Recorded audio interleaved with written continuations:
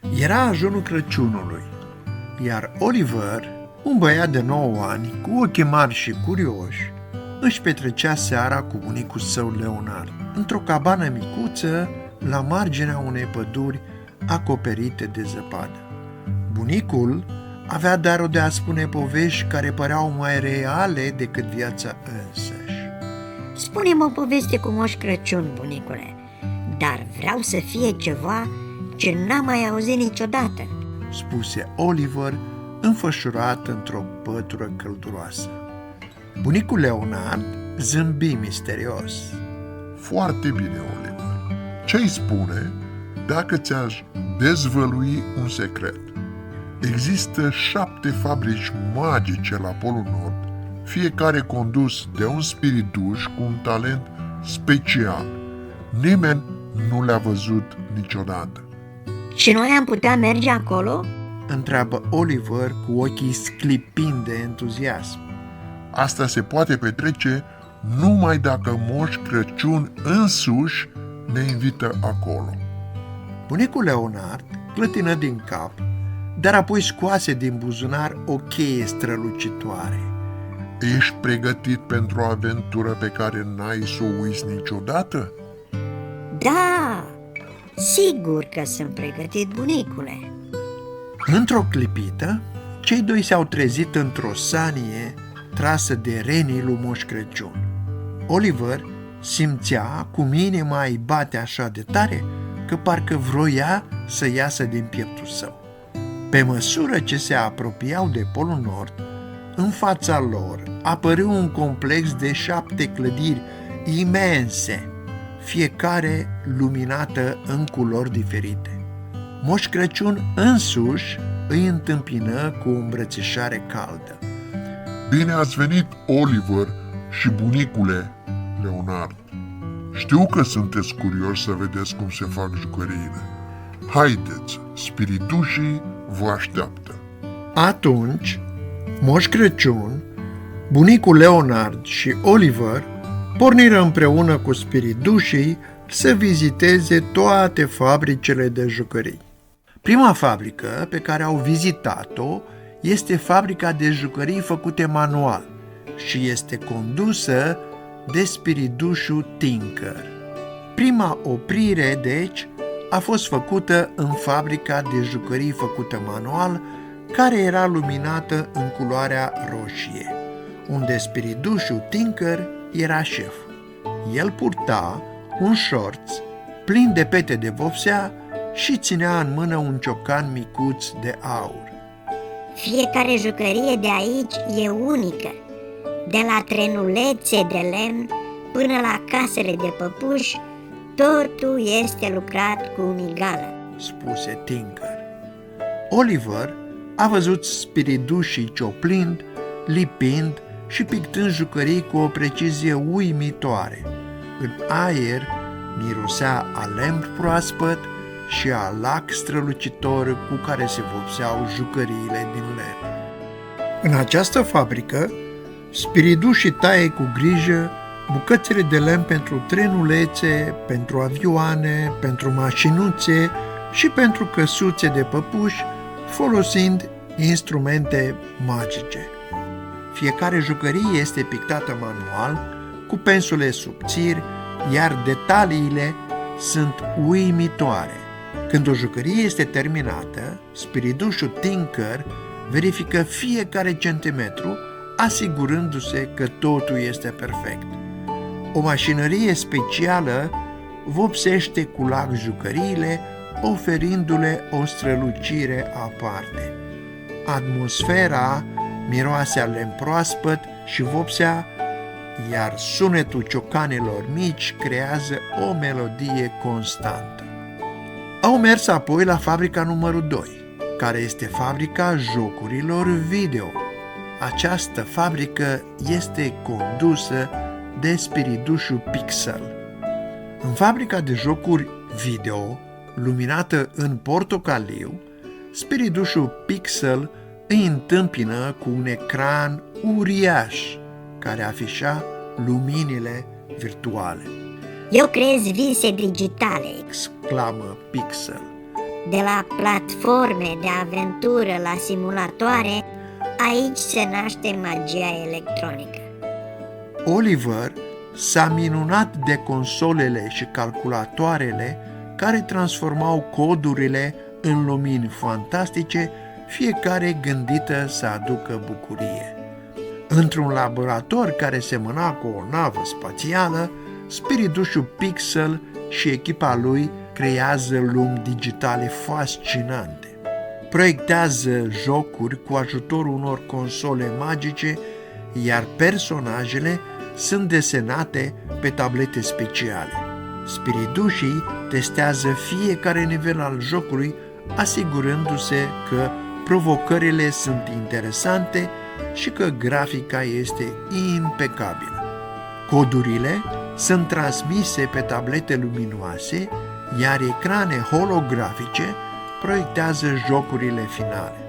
Jocurile video create aici sunt personalizate în funcție de dorințele copiilor, astfel încât fiecare să trăiască o experiență unică.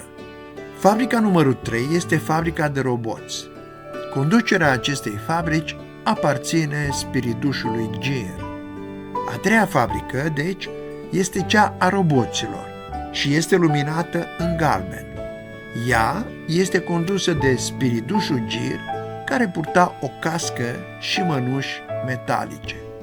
Roboții mei sunt cei mai sofisticați. Spuse Gear, fiind foarte mândru de el. Unii cântă, alții dansează, iar unii pot rezolva probleme complicate. Oliver a urmărit cum spiritușii asamblau circuite și montau piesele cu o viteză incredibilă. În fabrica robotizată a spiritușului Gear, spiritușii asamblează fiecare piesă cu precizie. Circuitul de bază al roboților este activat cu praf de stele care le oferă funcții speciale. Spiritușii programatori introduc codurile în mici ecrane, stabilind dacă roboții vor dansa, vor vorbi sau vor rezolva puzzle-uri. Brațele și picioarele sunt montate pe benzi magnetice, iar roboții sunt testați în laboratoare speciale, unde se asigură că sunt pregătiți să aducă zâmbete copiilor. La final, fiecare robot primește un certificat de funcționare perfectă direct de la spiritușul Gear. Fabrica 4 este fabrica de păpuși pentru fetițe. Spiritușa Bella este cea care conduce această fabrică. În fabrica de păpuși, care este luminată în verde, spiritușa Bella îi așteaptă cu o rochie roz strălucitoare. Păpușele mele sunt prietene pentru o viață, le spune Bella.